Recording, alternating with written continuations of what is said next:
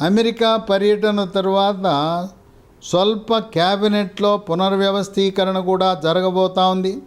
క్యాబినెట్లో బండి సంజయ్కి అవకాశం కల్పిస్తారని, ఈటెల రాజేందర్ని ఇక్కడ ప్రచార కమిటీ చైర్మన్గాను, రాష్ట్ర పార్టీ పగ్గాలు డీకే అరుణ్కి ఇస్తారనే ప్రచారం విస్తృతంగా జరిగింది. ఇప్పుడు కూడా అదే వాదన కొనసాగుతూ ఉంది. ఒక మహిళ సీనియర్ నాయకురాలు, ఆమెని రాష్ట్ర అధ్యక్షురాలుగా పెట్టడం వల్ల మహిళలను ఆకర్షించవచ్చు. ఈటెల రాజేందర్ని ప్రచార కమిటీ చైర్మన్గా కాబోయే ముఖ్యమంత్రి అభ్యర్థిగా ప్రొజెక్ట్ చేయటం, ఫోకస్ చేయటం ద్వారా రెండు సామాజిక వర్గాలు, రెడ్డి సామాజిక వర్గము, బీసీ సామాజిక వర్గాలను రెండింటినీ దగ్గర చేసి అమిత్ షా సోషల్ ఇంజనీరింగ్ ద్వారా తెలంగాణలో అధికారం చేజిక్కించుకోవాలని చూస్తున్నారు. కులాల సమీకరణ చాలా ముఖ్యం. ప్రజల్లో చైతన్యం వచ్చింది. ఈ రోజున 30 లక్షల మంది నిరుద్యోగులు ఉన్నారు తెలంగాణ రాష్ట్రంలో. వాళ్ళని నిలువున ముంచేశాడు కేసీఆర్ అని చెప్పి వాళ్ళు గగ్గోలు పెడుతున్నారు. మాకు నిరుద్యోగ భృతి 3,116 ఇస్తాను, 3,000 అయిపోయింది. ఎక్కడ ఇవ్వాల. నిరుద్యోగ భృతి లేదు, ఉద్యోగం లేదు. ఉద్యోగం కోసమని సర్వీస్ కమిషన్ పరీక్షలు రాస్తే ఆ పరీక్షలంతా కూడా మొత్తం లీకేజీల పర్వం. 30 లక్షల మంది విద్యార్థుల యొక్క తల్లిదండ్రులు, కుటుంబ సభ్యులు, దాదాపు 1 కోటి మంది కేసీఆర్ ప్రభుత్వంపై, బీఆర్ఎస్ ప్రభుత్వంపై తీవ్రమైన ఆగ్రహం వ్యక్తపరుస్తున్న తరుణంలో మూడవసారి బీఆర్ఎస్ పార్టీ అధికారంలోకి రావటం కష్టమే.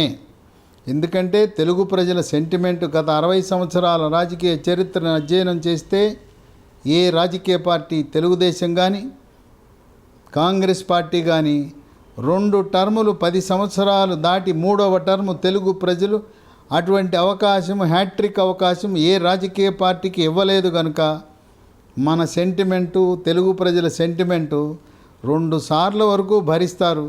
ఇంకా చాలు నాయనా నీ పాలన, ఒక్కసారి కొత్తదనానికి అవకాశం ఇద్దాం, ఒక్క ఛాన్స్ ఇద్దాం. ఏదో డబుల్ ఇంజిన్ అంటున్నారు.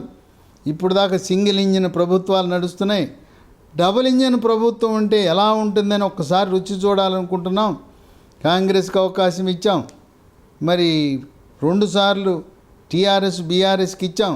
ఒక్కసారి కమలానికి ఇచ్చి చూద్దాం, ఒక 5 ఏళ్ళు ఎలా ఉంటుందో, వాళ్ళ రుచి ఎలా ఉంటుందో చూద్దామనే ఆలోచనలో తెలంగాణ ప్రజలు, తెలంగాణ ఓటర్లు ఉన్న సమయంలో కాంగ్రెస్ పార్టీ మేం గెలుస్తున్నాం అంటే కాంగ్రెస్ పార్టీ యొక్క అవినీతి 2004 నుంచి 2014 వరకు అది స్కాండల్స్ ప్రభుత్వం, కుంభకోణాల ప్రభుత్వం.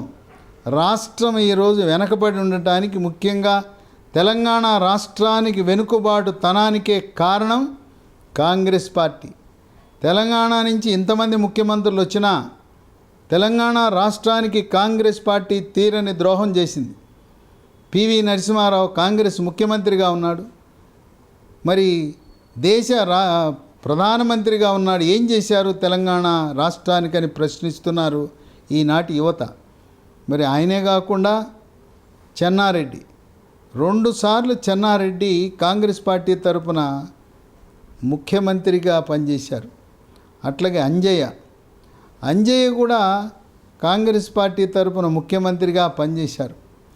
ఏం జరిగింది? మన ముఖ్యమంత్రులు తెలంగాణ రాష్ట్రానికి ఈ అభివృద్ధి చేశామని చెప్పుకోవడానికి లేకుండా ఆంధ్ర, రాయలసీమలో ఉండే ముఖ్యమంత్రులు ఆంధ్ర ప్రాంతాన్ని అభివృద్ధి చేశారు.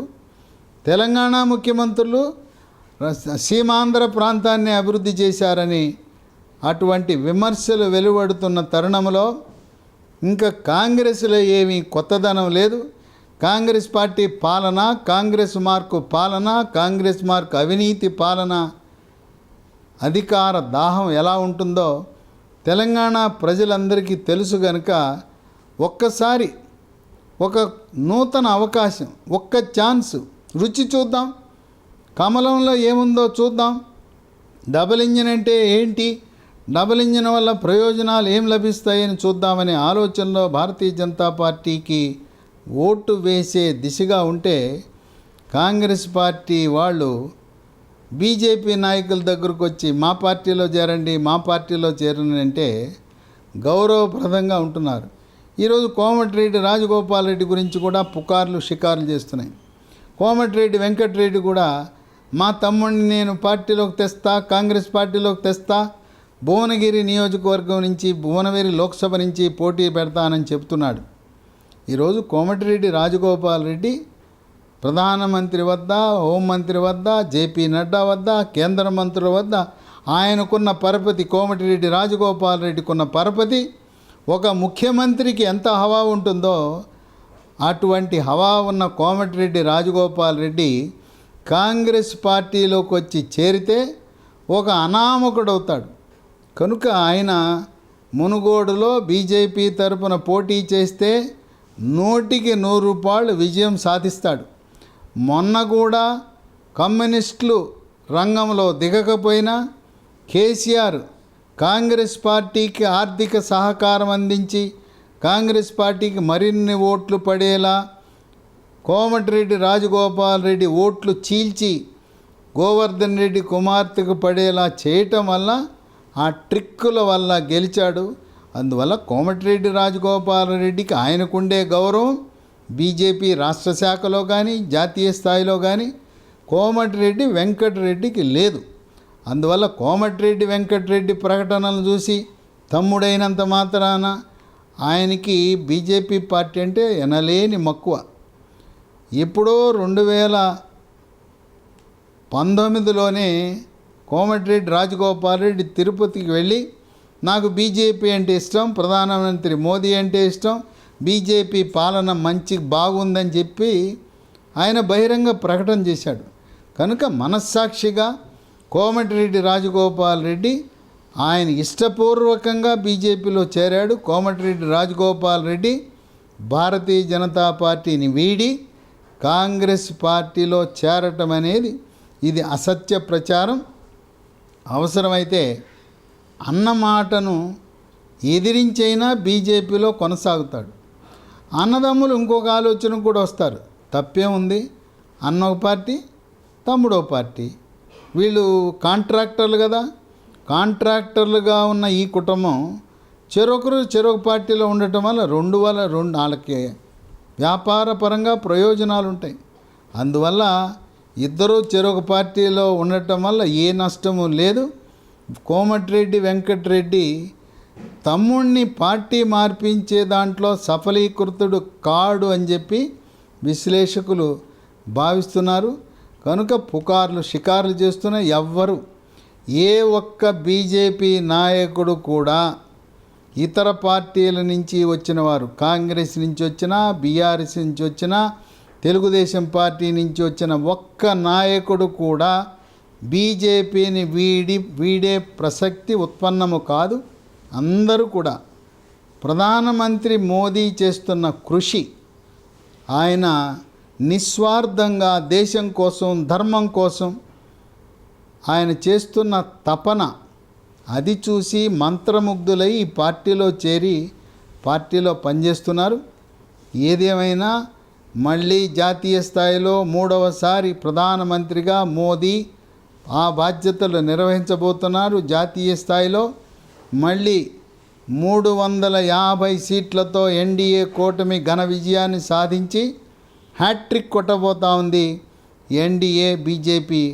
అటువంటి తరుణంలో ఇక్కడ తెలంగాణ ఉండే బీజేపీ నాయకులు ఏ ఒక్కరూ కూడా పార్టీ మారే ఆలోచన లేదు. సోషల్ మీడియాలో వస్తున్న పుకార్లు, ఎలక్ట్రానిక్ మీడియాలో వస్తున్న పుకార్లు లేదు. కాంగ్రెస్ పార్టీ నాయకులు చేస్తున్న ప్రకటనలు కేవలం అవి అర్ధరహితము, నిజం కాదు, అవాస్తవాలు. అదిగో దున్నపోతు ఈనిందంటే దూడను కట్టే అనే చందాన పుకార్లు పుట్టిస్తూ తెలంగాణ ప్రజల యొక్క సెంటిమెంటును దెబ్బకొట్టే విధంగా వాళ్ళు కోరుకునేది ఒక నూతన అవకాశం, ఒక కొత్త పార్టీకి ఇద్దాం, వాళ్ళ పాలన కూడా రుచి చూద్దామనే సందర్భంలో కాంగ్రెస్ పార్టీ ఏదో మేం గెలుస్తాం. మీరు 14లో వచ్చింది 21 సీట్లు, 18లో 19 సీట్లు, 10% సీట్లు కూడా రాని వాళ్ళు వాపును చూసి బలుపు అనుకుంటున్నారని రాజకీయ విశ్లేషకులు భావిస్తున్నారు.